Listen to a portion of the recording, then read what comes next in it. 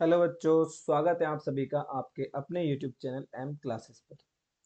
हमने previous class में protein की जो स्ट्रक्चर है उसके बारे में स्टडी की थी और वो कंप्लीट नहीं थी। हम टर्सरी स्ट्रक्चर पढ़ रहे थे। टर्सरी स्ट्रक्चर के बारे में हमने जनरल बातें कर ली थी और हमने कहा था कि काफ़ी सारे एंजाइम्स लाइक प्रोटीन्स आर जो टर्सरी स्ट्रक्चर है उसमें पाए जाते हैं ना। जैसे यहाँ पर टू टाइप की शेप क्या करते हैं, होल्ड करते हैं प्रोटीन।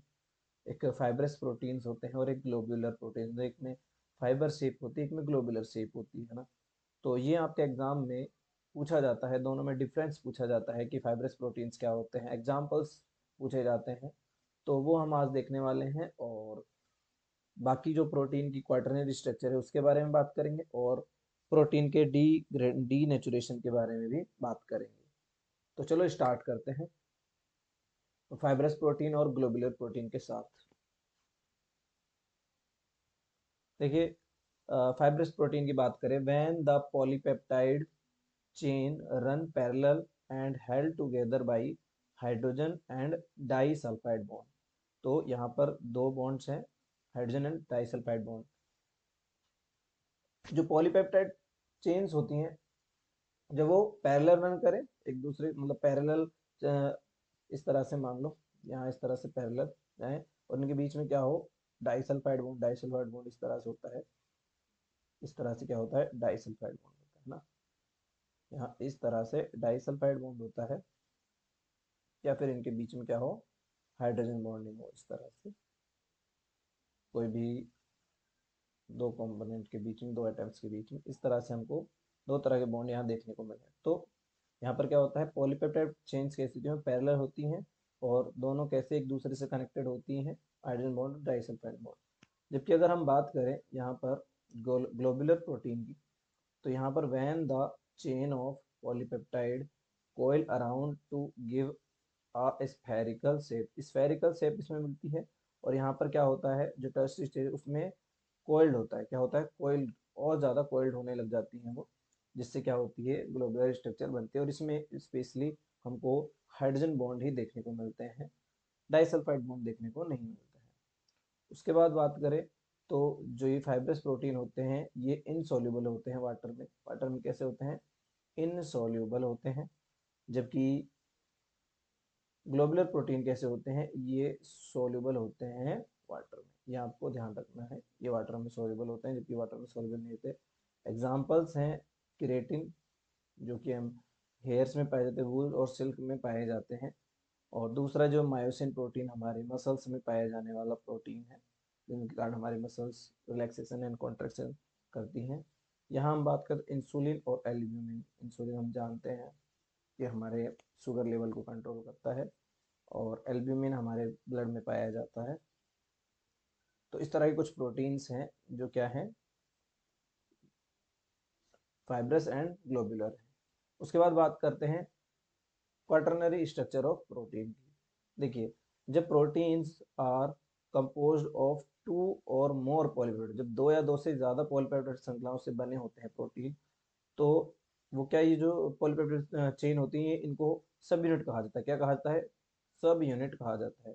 और ये जो सब यूनिट है ना, इनका स्पेशल अरेंजमेंट होता है and arrangement of these units with respect to each other is known as quaternary structure. मतलब और ज्यादा कोल्ड हो जाता है।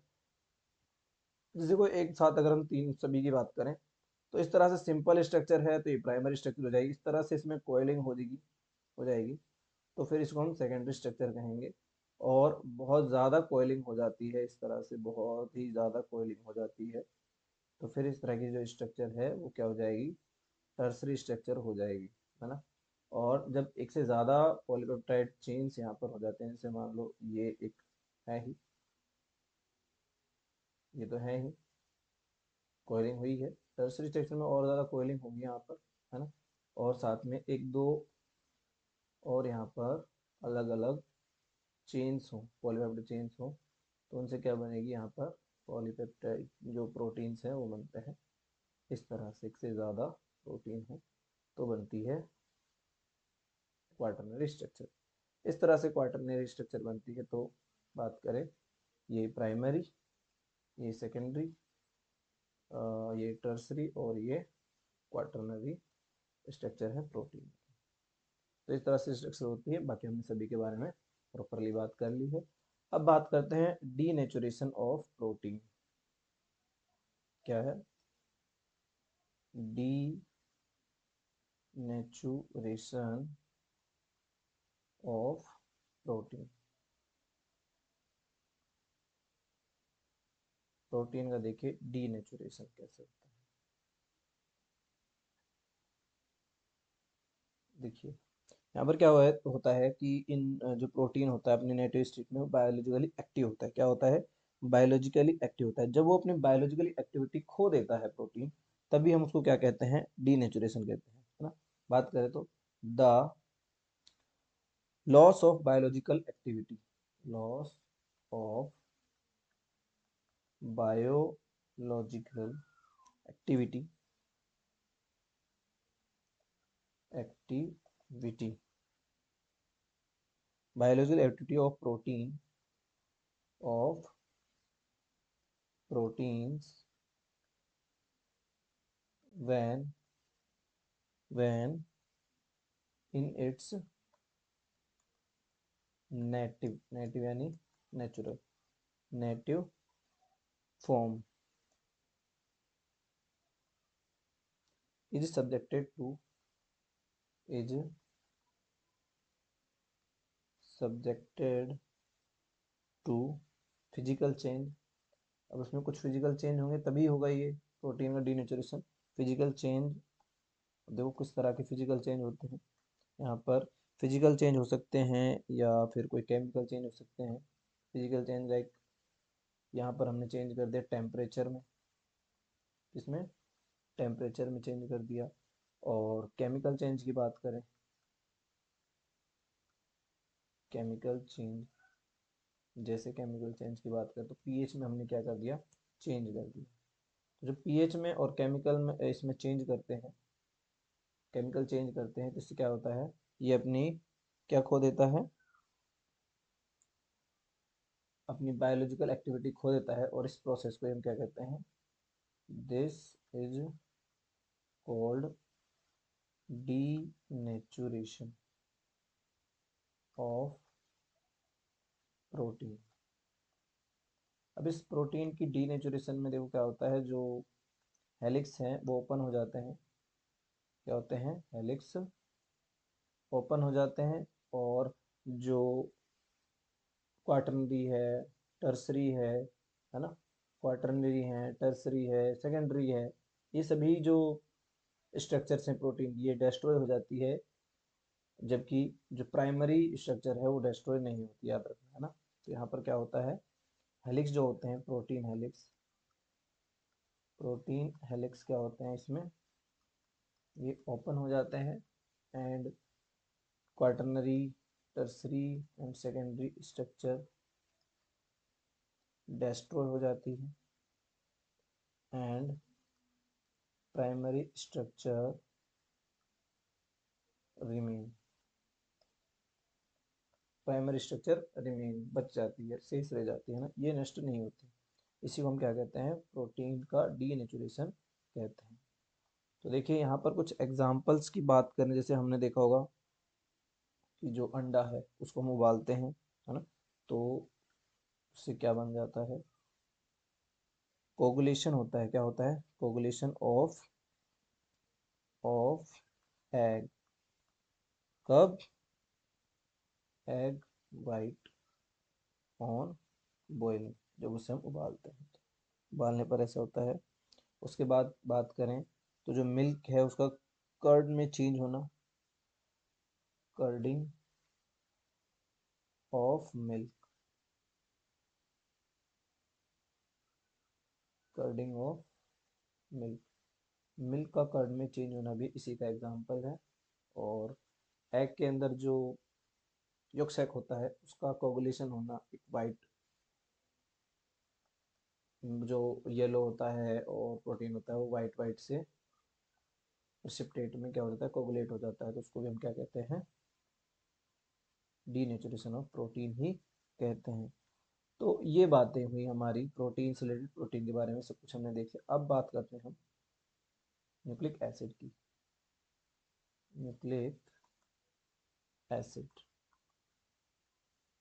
देखिए न्यूक्लिक एसिड जनरली होते क्या हैं, न्यूक्लिक एसिड होते हैं पॉलीन्यूक्लियोटाइड। क्या होते हैं? पॉलीन्यूक्लियोटाइड होते हैं। क्या होते हैं? पॉलीन्यूक्लियोटाइड होते हैं। और इनके एग्जाम्पल, बड़े ही फेमस एग्जाम्पल है डीएनए एंड आरएनए। डीएनए बात करें तो उसको क्या कहते हैं? D oxy ribose nucleic acid. और आरएनए की बात करें तो इसे हम कहते हैं राइबोस न्यूक्लिक एसिड। क्या कहते हैं? Ribose nucleic acid. और जनरली देखिए जो ये न्यूक्लियस है, ये जो सेल है, सेल के न्यूक्लियस में ये पाया जाता है। न्यूक्लियस में पाया जाता है। ये न्यूक्लियस में भी होता है, न्यूक्लियस में भी होता है। और एंड ऑल्सो ये होता है साइटोप्लाज्म, देखने को मिलता है। पहले बात करते हैं हम, देखिए पॉलीन्यूक्लियोटाइड के बारे में बात करें तो व्हाट इज पॉलीन्यूक्लियोटाइड? न्यूक्लियोटाइड, देखिए पॉलीन्यूक्लियोटाइड जो होते हैं बहुत सारे made of many nucleotides. Nucleotides मतलब न्यूक्लियोटाइड क्या है? इसके मोनोमर है न्यूक्लियोटाइड्स। काफी सारे न्यूक्लियोटाइड्स मिलकर पॉलीन्यूक्लियोटाइड बनाते हैं। तो अगर हम बात करें फिर न्यूक्लियोटाइड क्या है, ये हमारे लिए बहुत इंपॉर्टेंट है कि व्हाट इज न्यूक्लियोटाइड। देखिए न्यूक्लियोटाइड जो होते हैं ये बने होते हैं फॉस्फेट ग्रुप, फॉस्फेट ग्रुप। और दूसरा जो है ये बने होते हैं,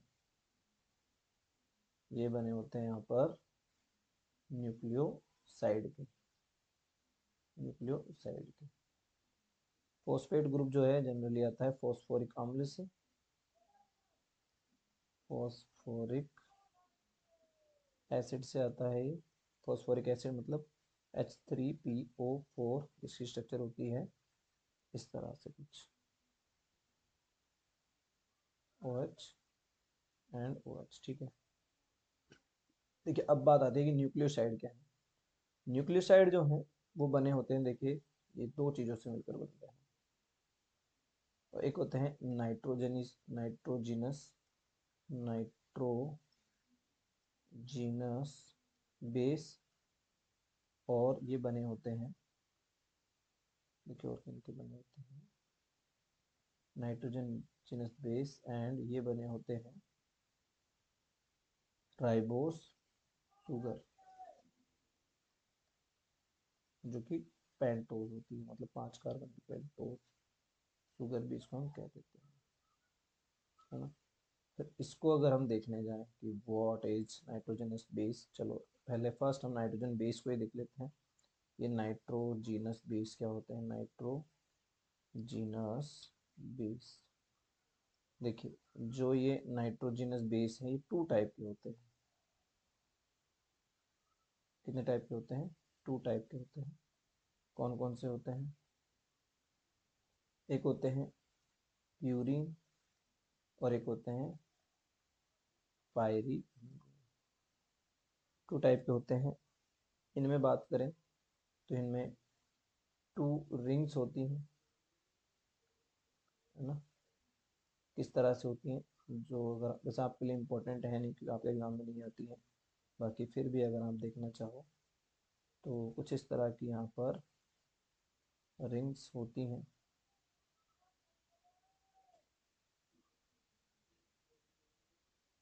कुछ इस तरह की यहाँ पर रिंग होती है। एक रिंग ये होती है जहाँ कुछ डबल बॉन्ड होते हैं, इस तरह की रिंग यहाँ देखने को मिलती है ना। डबल बॉन्ड होते हैं यहाँ पर।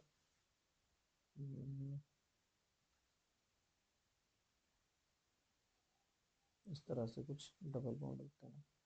एक रिंग ये है, और जो ये पायरिमिडीन में, इनमें केवल वन रिंग होती है, वन रिंग होती है, और वो कुछ इस टाइप की होती है। नाइट्रोजन, यहाँ भी नाइट्रोजन है, देन इस टाइप, यहाँ भी डबल, ठीक है। इस तरफ जो होती है, आपको रिंग से कोई इंपॉर्टेंट वाली बात है नहीं आपके लिए, आपके एग्जाम पॉइंट ऑफ व्यू से। यहाँ पर अगर हम देखते हैं तो हमको दो एडेन प्यूरिन इसमें देखने को, मतलब नाइट्रोजन बेस देखने को, एक होता है एडेनिन, एडेनिन जिसे हम ए से रिप्रेजेंट करते हैं, और एक होता है गुआनिन जिसे हम जी से रिप्रेजेंट करते हैं। यहाँ बात करें इसमें हमको तीन नाइट्रोजनस बेस देखने को मिलते हैं पायरिमिडीन में, जिसमें हमको देखने को मिलता है, एक होता है यूरेसिल, यूरेसिल जिसको हम यू से रिप्रेजेंट करते हैं, और ये आरएनए में होता है, किसमें होता है, आरएनए, डीएनए में एब्सेंट होता है, ठीक है। फिर बात करें तो एक होता है थायमिन, क्या होता है, थायमिन होता है, एक यहाँ पर थायमिन होता है जो कि डीएनए में पाया जाता है, आरएनए में एब्सेंट होता है, और एक होता है यहाँ पर साइटोसिन, क्या होता है, एक साइटोसिन होता है जो कि दोनों में पाया जाता है, डीएनए और आरएनए दोनों में पाया जाता है। थायमिन होता है, और एक इसको टी से रिप्रेजेंट करते हैं, और एक होता है साइटोसिन, ठीक है, इसको सी से रिप्रेजेंट करते हैं। तो ये दोनों जो हैं डीएनए में पाए जाते हैं, डीएनए, ठीक है, जबकि ये दोनों जो हैं ये पाए जाते हैं आरएनए में। ये आरएनए में एब्सेंट होता है थायमिन, डीएनए में पाया जाता है, जब यूरेसिल डीएनए में एब्सेंट होता है, आरएनए पाया जाता है। अगर हम दोनों की बात करें, डीएनए की बात करें, तो डीएनए में भी चार नाइट्रोजन बेस होते हैं, जिसमें होता है guanine, adenine, thymine and cytosine. RNA की बात करें तो आरएनए में भी चार होते हैं, जहाँ पर गुआनिन भी होता है, एडेनिन भी होता है, लेकिन थायमिन के स्थान पर यूरेसिल होता है, एंड साइटोसिन तो होता ही है। इस तरह से चार नाइट्रोजन बेस होते हैं। उसके बाद बात करें तो राइबोस शुगर जो है, राइबोस शुगर की बात करें, ये भी टू टाइप की होती है। एक होती है सिंपली राइबोस शुगर, शुगर ही है ना, और एक होती है यहाँ पर दूसरी शुगर की बात करें, ये होती है deoxy ribose, deoxy ribose sugar. देखिए दोनों की जो फॉर्म होती है वो बीटा फॉर्म होती है। कौन सी फॉर्म होती है, बीटा फॉर्म होती है। कैसे होती है देखते हैं, पांच पांच कार्बन की हैं दोनों के दोनों, इस तरह से स्ट्रक्चर होती है। यहाँ पर ये OH ऊपर बीटा फॉर्म है, बाकी यहाँ पर कोई चेंजेस नहीं होते, बाकी मतलब नॉर्मली होते हैं इस तरह से, यहाँ H एंड देन CH2OH, ठीक है। ये पांच कार्बन की राइबोस शुगर है। यहाँ बात करें तो इस तरह से,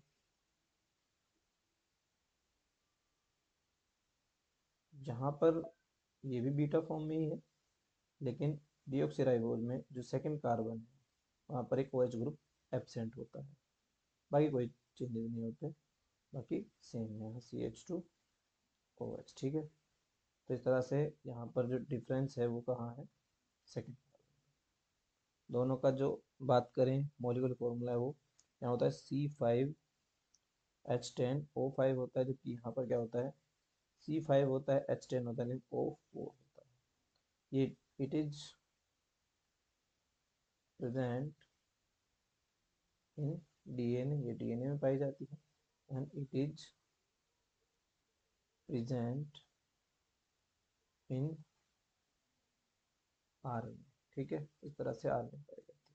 अब देखिए जो न्यूक्लियोसाइड की बात की थी हमने, न्यूक्लियोसाइड बना होता है नाइट्रोजन बेस और किससे बना होता है, राइबोस शुगर से। तो अगर हम बात करें न्यूक्लियोसाइड की, अब न्यूक्लियोसाइड का फॉर्मेशन करते हैं, न्यूक्लियोसाइड फॉर्मेशन, देखिए किस तरह से न्यूक्लियोसाइड का जो फॉर्मेशन है वो होता है, यहाँ पर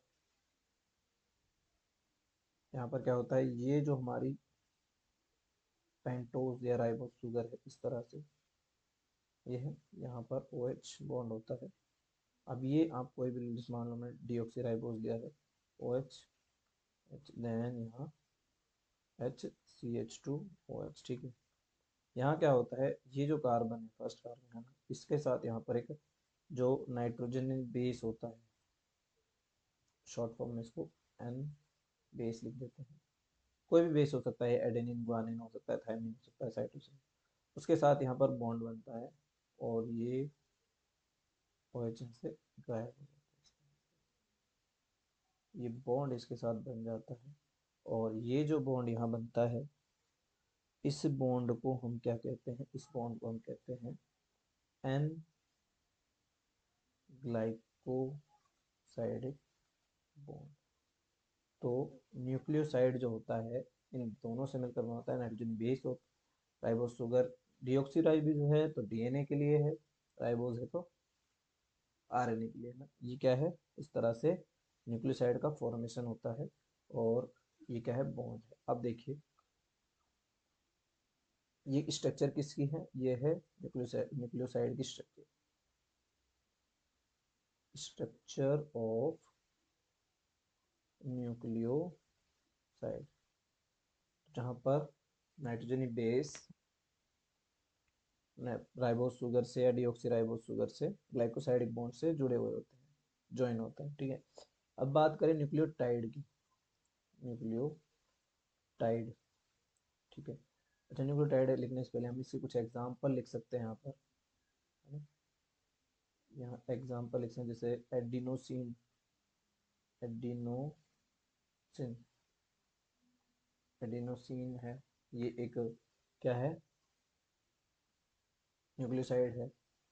थाइमिडीन है, थाइमिडीन भी क्या है, एक न्यूक्लियोसाइड है। ऐसे ही यूरिडीन भी, आरएनए की बात करें तो इसमें हो जाता है। अगर ऑक्सीजन की डीएनए, ये सभी आरएनए के हैं ना। एक और बच जाता है साइटिडीन, जिसको हम कह देते हैं साइटिडीन। थाइमिन इसमें नहीं होता है ना, इसको हटा देते हैं, यहाँ पर गुआनोसिन लिख देते हैं। ये यहाँ गुआनोसिन ऐड कर देते हैं, गुआनोसिन, ठीक है। ये साइटिडीन, ये आरएनए के, आरएनए के सारे क्या हैं, न्यूक्लियोसाइड है। अगर डीएनए है तो सिर्फ हमको डीऑक्सी जोड़ना है, डीऑक्सी जोड़ना है, बाकी एडिनोसिन ही रहने वाला है, गुआनोसिन ही रहने वाला है यहाँ, है ना। इसको रिप्लेस कर देना, फिर डीऑक्सी, फिर इसको रिप्लेस कर देना, बस यूरिडीन के स्थान पर यहाँ क्या हो जाएगा, डी ऑक्सी थाइमिडीन, इस तरह से चेंज होगा। बाकी वही डीऑक्सी यहाँ भी, देन साइट्रेन, ठीक है। इस तरह से एग्जाम्पल हो जाएंगे। आपको इसकी आवश्यकता है नहीं, आपके एग्जाम में नहीं पूछे जाने वाले, तो इससे तो आप बेफिक्र। अब ये देखिए न्यूक्लियोटाइड फॉर्मेशन, न्यूक्लियोटाइड का फॉर्मेशन देखिए। अब हमारे पास फॉस्फोरिक एसिड है, जो ये हमारा फॉस्फोरिक एसिड है, ठीक है। यहाँ पर ये OH, देन एक OH, एक OH, ठीक है। अब इसके साथ क्या होगा, यहाँ पर CH2, यहाँ एक हम शुगर ऐड कर देते हैं इस तरह से, ये शुगर रही और इसके साथ ऑलरेडी जुड़ा हुआ है कोई भी बेस, जैसे मान लो एडेनिन यहाँ जुड़ा हुआ है, ठीक है। बाकी hydrogen hydrogen, then hydrogen and OH, और यहाँ पर H है। अब यहाँ पर क्या होता है, यहाँ से एक वाटर मॉलिक्यूल इस तरह से निकल जाता है, ये वाटर मॉलिक्यूल यहाँ से निकल गया, ठीक है। इस वाटर मॉलिक्यूल के निकल जाने से यहाँ पर एक बॉन्ड का फॉर्मेशन होता है। किसका फॉर्मेशन, एक बॉन्ड। इस बॉन्ड को हमको कहते हैं फॉस्फो एस्टर बॉन्ड, क्या कहते हैं, फॉस्फो एस्टर बॉन्ड। तो एक न्यूक्लियोटाइड का फॉर्मेशन होता है फॉस्फोरिक एसिड एंड न्यूक्लियोसाइड के बीच में फॉस्फोडाइएस्टर, फॉस्फो एस्टर बॉन्ड के फॉर्मेशन से। जब ये बॉन्ड बनता है तो न्यूक्लियोटाइड की स्ट्रक्चर बनती है। ठीक है, हमने इस तरह से न्यूक्लियोटाइड देख लिया। अब हम देख लेते हैं पॉलीन्यूक्लियोटाइड। देखिए पहले पॉलीन्यूक्लियोटाइड किस तरह से फॉर्मेशन होता है। एक पॉलीन्यूक्लियोटाइड के फॉर्मेशन के लिए हम आपको दिखाते हैं। देखो जैसे कि ये अभी हमने ये बना लिया यहाँ पर, जैसे यहाँ इस बार OH लिख लेते हैं, यहाँ OH है। देन ये ऑलरेडी एक हमारे पास CH2, ठीक है, ये एक ऑलरेडी हमारे पास एक न्यूक्लियोटाइड है, यहाँ कोई एडेनिन है। देखो दूसरा यहाँ पर क्या होता है, एक और मान लो यहाँ OH है, इस तरह से एक और हम क्या लेकर आए हैं, न्यूक्लियोटाइड लेकर आए हैं। ये कोई मान लो थाइमिन है, ठीक है, हाइड्रोजन यहाँ H एंड देन ये इज CH2OH, ठीक है। अब यहाँ पर क्या होता है, एक और बॉन्ड का फॉर्मेशन, यहाँ से वाटर मॉलिक्यूल निकलेगा, देन एक और बॉन्ड का फॉर्मेशन निकलेगा। तो दो न्यूक्लियोटाइड थे, एक न्यूक्लियोटाइड ये था, है ना, एक न्यूक्लियोटाइड ये था, एक न्यूक्लियोटाइड ये था। दो न्यूक्लियोटाइडों के बीच एक बॉन्ड का फॉर्मेशन होता है और इस बॉन्ड को कहते हैं, एक बॉन्ड ये रहा, दूसरा ये रहा, ठीक है। ऑलरेडी ऑलरेडी क्या हो चुका है कि जो फॉस्फोएस्टर बॉन्ड बन चुका है। अब जो ये बॉन्ड बना है, देखिए कौन सा बॉन्ड है, यहाँ पर आपको दोनों बॉन्ड की बात करें तो अभी बॉन्ड हो जाएगा फोस्फो डाई एस्टर बॉन्ड। क्या है, फोस्फोडाइएस्टर बॉन्ड है, ठीक है। तो जो फोस्फोडाइएस्टर बॉन्ड है वो राइबोस शुगर, राइबोस शुगर के 5' एंड 3' कार्बन के बिटवीन बनता है। बिटवीन ऐसा क्यों, ये है थर्ड कार्बन, जैसे 1 2 third and fourth and fifth, ऐसे यहाँ पर ये, यहाँ पर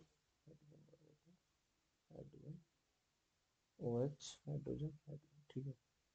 यहाँ पर ये 1 2 3 4 एंड 5, तो ये 5 है ना, और ये 3, इन दोनों के बीच में बॉन्ड बनने से 5 एंड 3 के बीच बना बॉन्ड का नाम क्या है, फोस्फोडाइएस्टर बॉन्ड। अब बाद में क्या होता है, सिंपली पॉलीपेप्टाइड की बात करें तो जब पॉलीपेप्टाइड बनती है, पॉलीपेप्टाइड देखिए किस तरह से बनती है पॉलीपेप्टाइड। पॉलीपेप्टाइड में कुछ इस तरह की स्ट्रक्चर हमको देखने को मिलती है। हम सिंपली दर्शाएंगे कि ये फास्फेट है और हम इस तरह से शो करेंगे इसको ताकि हमको इजीली समझ में आए। अब यहाँ पर कोई शुगर है, शुगर को हम S से डोनेट करेंगे, ये कोई शुगर है, शुगर के साथ जुड़ा हुआ है कोई भी, क्या जुड़ा हुआ है, नाइट्रोजन बेस, जैसे मान लो एडेनिन जुड़ा हुआ है। तो अब ये एक न्यूक्लियोटाइड होगा, दूसरा न्यूक्लियोटाइड आएगा, फिर फास्फेरस यहाँ पर एंड देन CH2, फिर एक शुगर आ गया, फिर मान लो यहाँ पर कोई नाइट्रोजन बेस है, जैसे थाइमीन इधर आ जाता है। इस तरह से क्या होता है, बहुत सारे, जब मान लो यहाँ पर एक और फास्फोरस आ गया, देन CH2, देन शुगर, और इस बार मान लो यहाँ पर गुआनिन आ गया। इस तरह से किया जाता है कि लगातार जो न्यूक्लियोटाइड है वो जुड़ते जाते हैं, जुड़ते जाते हैं। बॉन्ड कौन सा होता है जो न्यूक्लियोटाइडों को जोड़ता है, वो फॉस्फोडाइएस्टर बॉन्ड होता है। इस तरह से यहाँ पर साइटोसिन, तो इस तरह से काफ़ी सारे न्यूक्लियोटाइड जुड़ते जाते हैं और क्या बनाते हैं, पॉली न्यूक्लियोटाइड बनाते जाते हैं, बनाते जाते हैं। तो इस तरह से पॉली न्यूक्लियोटाइड का निर्माण होता है। तो पॉली न्यूक्लियोटाइड ये क्या है, these are these are polymers of nucleotides, जो न्यूक्लियोटाइड हैं उनके पॉलीमर होते हैं। ये सिंपल बातें हुई। बाकी बात करें हम RNA और DNA में कुछ जनरल बातों की बात करें, जैसे RNA है एंड DNA।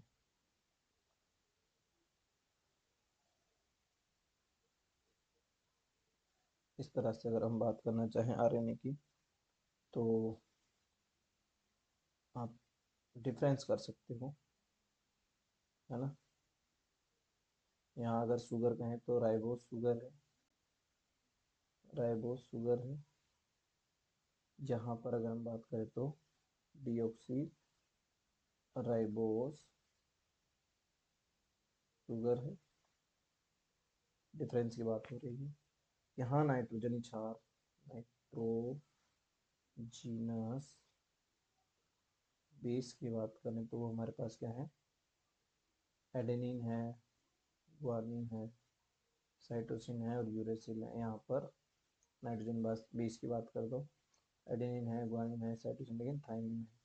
तो यहाँ पर थायमिन नहीं है और यहाँ यूरेसिल है, यहाँ थायमिन, ये डिफरेंस आ जाता है। उसके बाद बात करें तो ये बिग मॉलिक्यूल है, डीएनए कैसा है, बिग मॉलिक्यूल है, बिग मॉलिक्यूल है। और ये क्या है, it is smaller than DNA, है तो बड़ा मॉलिक्यूल लेकिन डीएनए से छोटा है। फिर और बात करें तो हम जानते हैं डीएनए क्या है, DNA is a genetic material of all live organism except except virus. Virus में भी रेट्रोवायरस कह सकते हैं, आरएनए वायरस, आरएनए वायरस को छोड़ दिया जाए सभी में क्या होता है, ये जेनेटिक मटेरियल होता है। एंड यहाँ बात कर, RNA is only genetic material in RNA virus. ये आरएनए वायरसों में क्या होते हैं, जेनेटिक मटेरियल होते हैं। तो जेनेटिक मटेरियल होते हैं, क्या करते हैं, ये हेरेडिटी शो कर देते हैं, हेरेडिटी, ये भी हेरेडिटी है। तो ये बातें हुई हमारी न्यूक्लिक एसिड्स के बारे में, मतलब आरएनए और डीएनए के बारे में हमने कुछ डिफरेंस भी किए। बाकी आपने स्ट्रक्चर देखी होगी। बाकी जनरली क्या होता है, डीएनए डबल स्टैंडर्ड होता है और आरएनए सिंगल स्टैंडर्ड होता है, जनरली हो दोनों सकते हैं, है ना। इनमें शुगर्स की बात की थी हमने, उनकी ये बीटा फॉर्म थी, ये आपको ध्यान रखना है। यहाँ हम एक बार इसको ऐड भी कर देते हैं, इस बात को हो सकता है भूल जाओ। जैसे यहाँ पर ये क्या है, बीटा डी राइबोस है, डीऑक्सी राइबोस है ना, beta D oxy ribose, oxy ribose है। और ये क्या है, बीटा डी सिंपल राइबोस। ये डिफरेंस है थोड़ा सा। बाकी हमने सभी बातें कर ली हैं, क्या न्यूक्लियोसाइड क्या टाइड है, न्यूक्लियोटाइड है, पॉली न्यूक्लियोटाइड क्या है, सभी हमने बात कर ली है। पॉली, सॉरी यहाँ देखिए मिस्टेक हुई है, यहाँ पॉलीपेप्टाइड है जबकि यहाँ पॉलीपेप्टाइड नहीं, पॉलीपेप्टाइड तो प्रोटीन में होता है, ये होता है पॉली न्यूक्लियोटाइड, पॉली न्यूक्लियोटाइड, ठीक है, इसको ठीक करें। तो ये हमारा न्यूक्लिक एसिड भी है, मेन मेन जो पार्ट्स हैं वो यहाँ हो चुके हैं, ठीक है, ये आपको ध्यान रखना है। मेन मेन बातें हो चुकी हैं, आपसे एग्जाम में पूछी जाती हैं। बाकी अगर डीएनए की स्ट्रक्चर पूछी जाती है तो आपको थोड़ा सा मैं डीएनए की स्ट्रक्चर के बारे में बता देता हूँ। ये इस तरह से डीएनए की स्ट्रक्चर होती है, देखिए, है ना। यहाँ पर हम इस तरह से बात करें, ये क्या है, डीएनए की स्ट्रक्चर है, जहाँ पर इनके बीच में क्या होते हैं, बॉन्ड होते हैं। डबल स्टैंडर्ड होता है डीएनए, डीएनए का जो डायमीटर है वो 2 नैनोमीटर होता है, हेलिक्स जो होता है वो 3.4 नैनोमीटर होता है ना।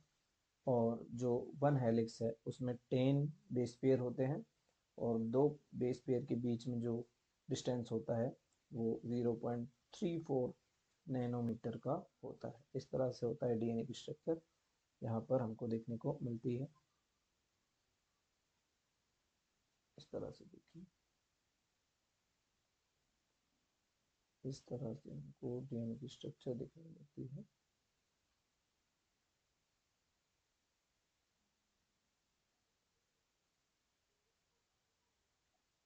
बाकी आपके एग्जाम में जनरली पूछी नहीं जाती है डीएनए की स्ट्रक्चर, फिर भी अगर आपको जानना हो थोड़ा बहुत, तो इस तरह की स्ट्रक्चर होती है।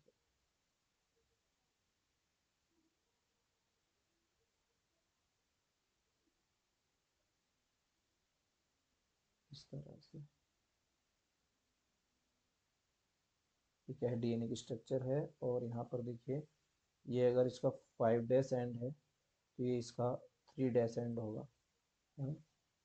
और जैसे वहाँ ये इसका 3 डैश एंड होगा तो ये 5 डैश एंड होगा।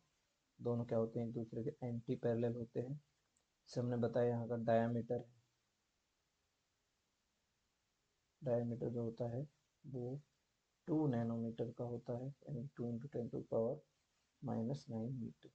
ठीक है, ये एक हेलिक्स है ना, जिसकी लेंथ कितनी होती है, 3.4 नैनोमीटर है। यहाँ पर 10 बेस पेयर होते हैं इन वन हेलिक्स, कितने होते हैं, 10 बेस पेयर होते हैं। और 2 बेस पेयर यानी कि यहाँ से यहाँ तक की जो डिस्टेंस होती है 0.34 नैनोमीटर। तो ये डीएनए की स्ट्रक्चर होती है जो आपको दिख रही होगी इस तरह से। तो यहाँ पर ये न्यूक्लिक एसिड यहाँ एंड होते हैं, न्यूक्लिक एसिड यहाँ पर समाप्त हुए। अब हम बात कर लेते हैं थोड़ी सी एंजाइम के बारे में, फिर हमारे पास विटामिन रह जाते हैं ना। एंजाइम हमारे पास ज़्यादा कुछ है नहीं, एंजाइम में इतना डिटेल यहाँ है नहीं, क्योंकि आपके एग्जाम में एंजाइम पूछे जाता नहीं, इतना इम्पोर्टेंट टॉपिक है नहीं एंजाइम का, तो उस पर ज़्यादा ध्यान नहीं भी दोगे तो भी चलेगा। हल्की सी बात कर लेते हैं एंजाइम के बारे में।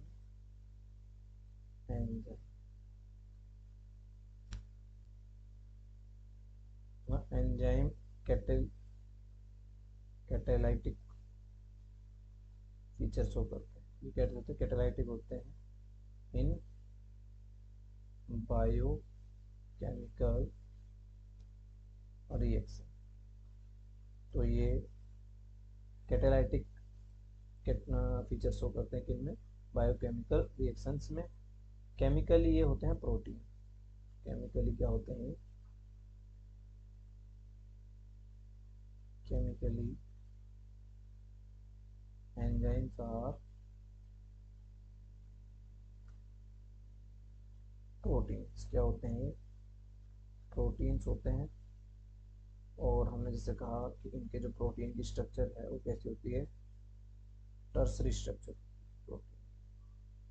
ठीक है, ये करते क्या है, जैसे हमने कहा catalyse, catalyse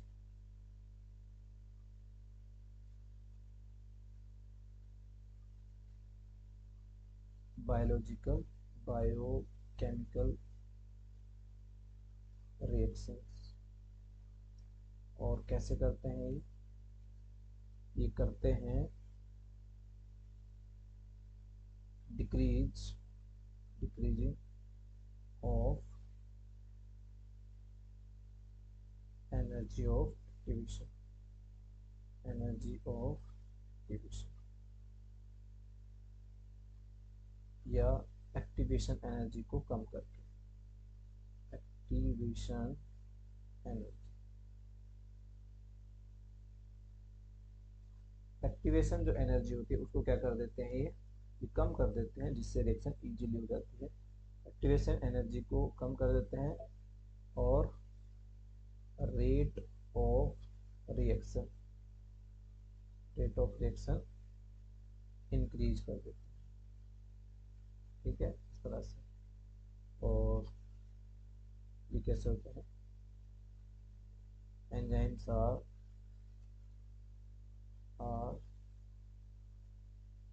special for every reactant और रिएक्शन, है ना। ये स्पेशल होते हैं, ओनली किसी एक रिएक्शन के लिए ओनली वन टाइप का एंजाइम्स ही काम करते हैं, कोई दूसरा एंजाइम सेम रिएक्शन पर काम नहीं कर पाएगा।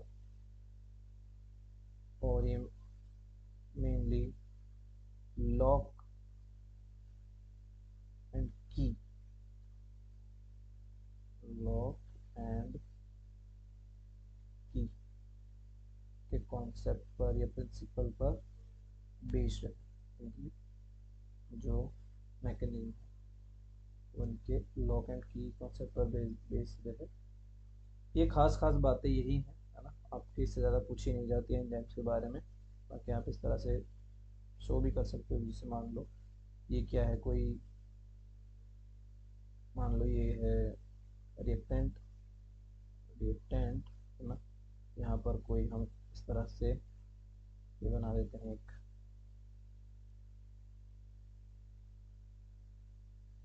इस तरह से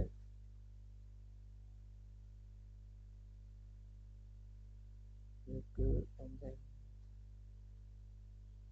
इस तरह से, ना। तो ये क्या होता है, इसमें फिट होता है जब ये फिट होता है तो इस तरह से एक कॉम्प्लेक्स बनता है।